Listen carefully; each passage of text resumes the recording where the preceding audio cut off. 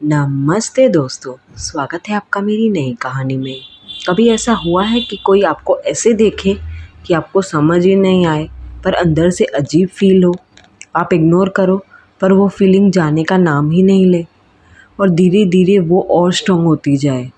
मेरे साथ भी कुछ ऐसा ही हुआ था और मैंने जो डिसीजन लिया, मैंने जो उस टाइम पे डिसाइड किया, उसने मुझे बचा लिया।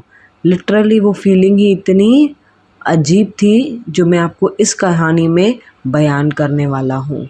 मैं अपने दोस्त के घर काफ़ी बार जाता था। यूजुअली सब जाते हैं अपने बेस्ट फ्रेंड्स के घर।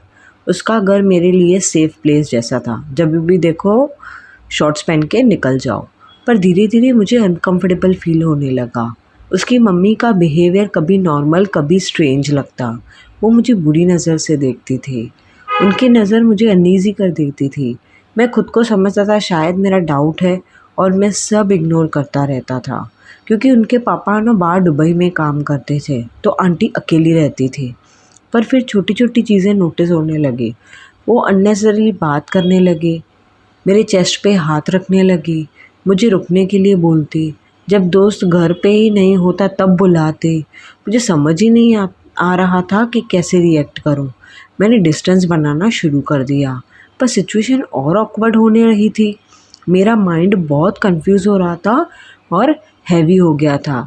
बात बात पे मेरे साथ में टची होके बैठ के बातें करना मुझे अजीब लगने लगा था।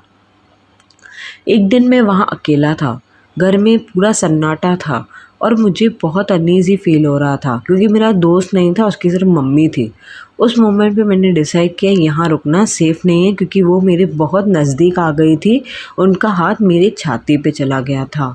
मैं बिना कुछ बोले तुरंत वहाँ से निकल गया। उस दिन के बाद मैंने वहाँ जाना ही बंद कर दिया और अपने आप को उस सिचुएशन से दूर कर लिया। आप क्या करते उस सिचुएशन पे? गलत होता किसी औरत के साथ कुछ भी करना। कुछ दिन बाद मेरा दोस्त मुझे कॉल करके बोला, तू क्यों अवॉइड कर रहा है?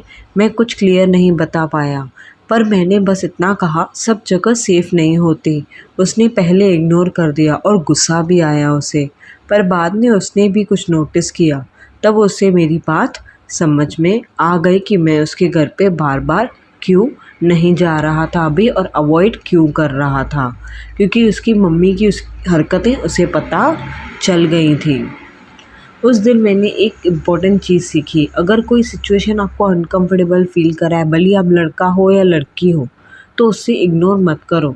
हर चीज़ को वर्ड्स में एक्सप्लेन नहीं कर सकते पर अपनी सेफ्टी को इग्नोर भी नहीं कर सकते। तुरंत उस सिचुएशन से बाहर निकल जाओ।